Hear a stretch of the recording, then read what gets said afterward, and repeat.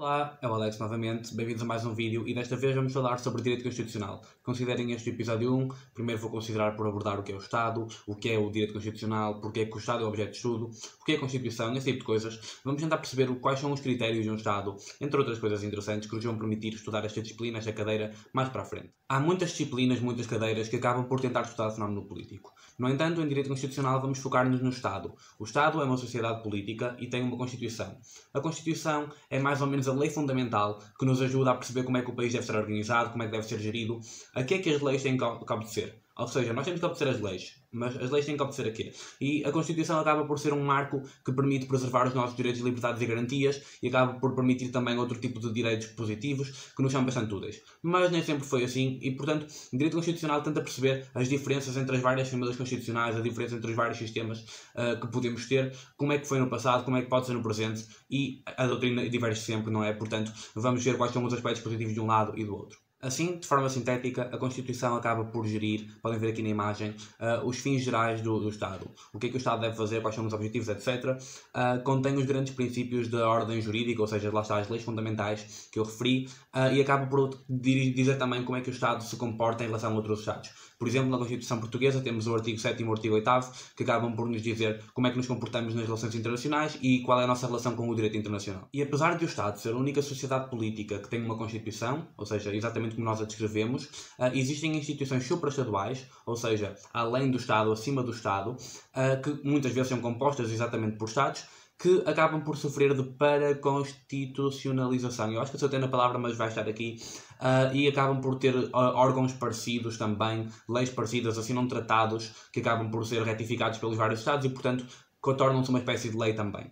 Convém-nos também saber quais são as características básicas que vamos encontrar em qualquer Estado. Basicamente, se não tiver uma dessas características, não é um Estado, será outro tipo de sociedade política. A primeira característica, basicamente, é que o Estado é uma sociedade complexa, quer na sua atuação, quer na sua organização. E é uma sociedade de fins gerais, ou seja, enquanto que algumas instituições, organizações, têm este objetivo ou aquele objetivo, por exemplo, estes querem preocupar-se com a saúde, estes querem preocupar-se com a alimentação para todos, estes querem se preocupar com o futebol. Pronto. O Estado tem todos os fins, quer abranger todas as partes da vida e acaba então por ter leis em todo o sentido e acaba por nos proteger e facultar coisas em todo o sentido. Para nos garantir esses fins gerais, para nos garantir essas várias coisas na vida, o Estado tem várias organizações, tem vários órgãos que se coordenam entre si. Em segundo lugar, temos também a autonomia do poder político. Ou seja, o Estado acaba por ser aquilo que os cidadãos querem que seja a sua gestão, aquilo que os cidadãos concordam que vai ser um poder que os vai gerir. Ainda assim, há uma diferença, ou seja, temos o Estado e temos o cidadão. Em terceiro lugar, temos o critério da coercibilidade. E isto é importante porque não podemos confundir coercibilidade com coação. Coercibilidade significa a suscetibilidade, ou seja, a possibilidade de aplicarmos as normas jurídicas pela força. Ou seja, se eu não cumprir uma certa norma jurídica, ela pode vir atrás de mim, entre aspas, com uma sanção. O Estado pode aplicá-la com uma sanção com força de violência. Mas apenas pode. Não quer dizer que a todo momento eu tenha que atravessar na passadeira porque senão vou preso. Okay? Em lugar, temos a institucionalização. Ou seja, o Estado acaba por se manter no tempo. O Estado é uma instituição, é uma ideia social que se mantém e mesmo que os seus titulares mudem, ou seja, pode mudar o Primeiro-Ministro, pode mudar o Presidente, pode mudar o Governo, podem mudar algumas normas, o Estado continua a existir. Mesmo com revisões e com mudanças da Constituição, o Estado continua a existir e, portanto, temos esta ideia de que o Estado perdura. Temos isto também na Constituição, ou seja, de um governo para o outro, se calhar eles são de partidos políticos diferentes, se calhar a situação mudou também e eles, ok, vamos adotar esta lei, vamos tirar esta, vamos revocar aquela, portanto, existem mudanças, mas a Constituição tem uma tendência também a permanecer. Às vezes há revisões constitucionais, certo, mas os princípios base estão sempre lá, portanto a Constituição é também um pouco institucionalizada, tal como o Estado, e eles são relacionados, portanto é normal. E por último lugar, número 5, temos a territorialidade, ou seja, um Estado ocupa um certo limite geográfico, e é dentro desse limite geográfico que ele tem o poder de império. Ou seja, o Estado tem o poder de aplicar então o monopólio da força nesse campo, para garantir então que o direito é aplicado. Não é o Estado que se impõe, é o direito do Estado que se impõe, são as normas jurídicas que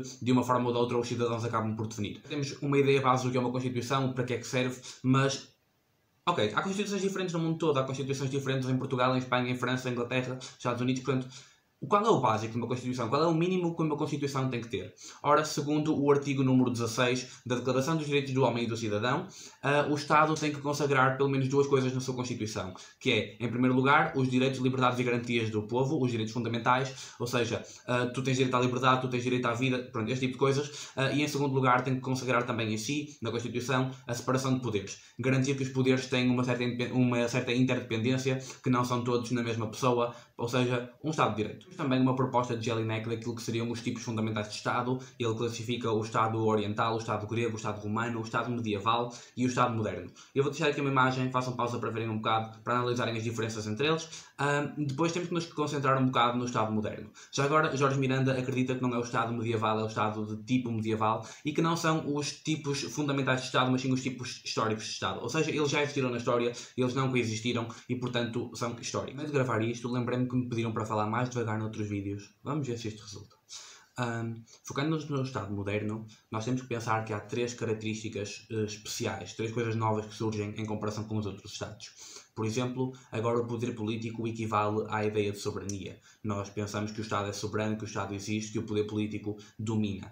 Depois temos a ideia também de que o Estado corresponde a uma nação. Embora alguns Estados tenham várias nações dentro de si, há sempre uma nação principal, há sempre um povo com uma história, uma cultura principal, e depois há, por exemplo, nações que não têm necessariamente um Estado. Mas equivale-se mais ou menos a esta ideia de que Portugal vai ter os portugueses, Espanha vai ter os espanhóis.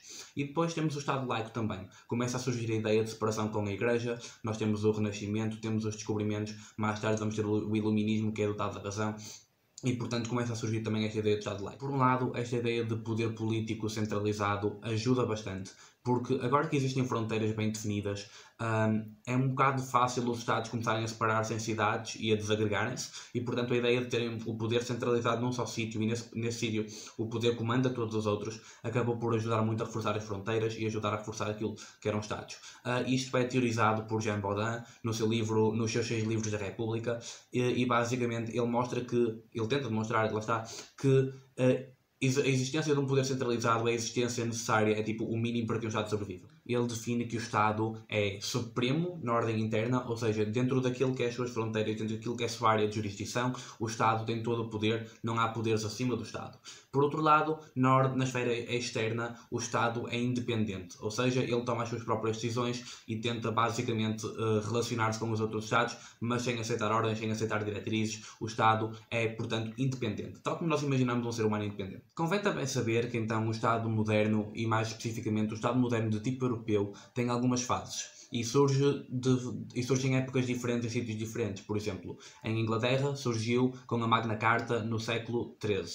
Depois, em Portugal, surgiu com a aclamação de Dom João I nas Cortes Portuguesas, no início da Segunda Dinastia, lá está, no século XIV. E depois, noutros países, acabou por surgir no século XV e no século XVI.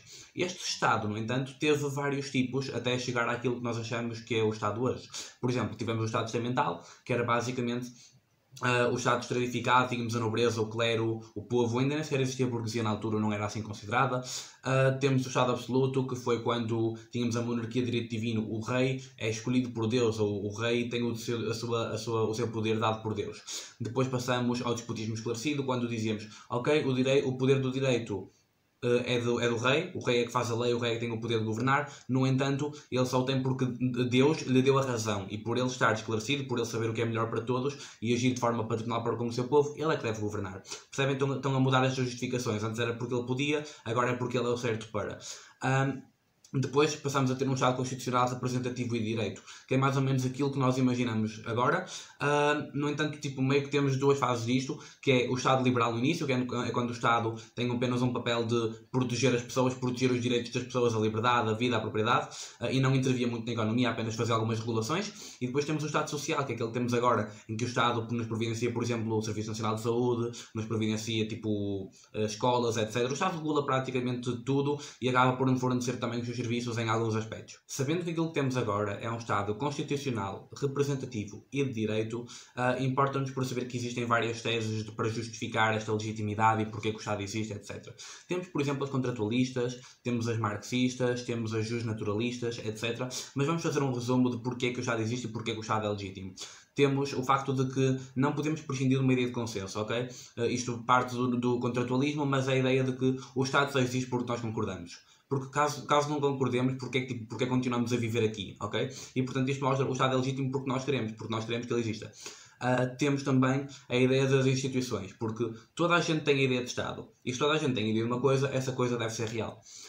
Por fim, temos também a ideia dos justnaturalistas, que é as pessoas que acreditam no direito natural. O direito natural dá-nos alguns direitos enquanto humanos, por exemplo, a vida, a liberdade, etc. E, portanto, é importante haver um Estado que proteja esses direitos e que nos permita viver esses direitos na sua plenitude, sem estarmos a viver tipo, numa anarquia, numa natureza tipo, em que somos macacos numa selva. Ok? Ok, até aqui tudo bem. Vamos agora ver quais são os elementos do Estado.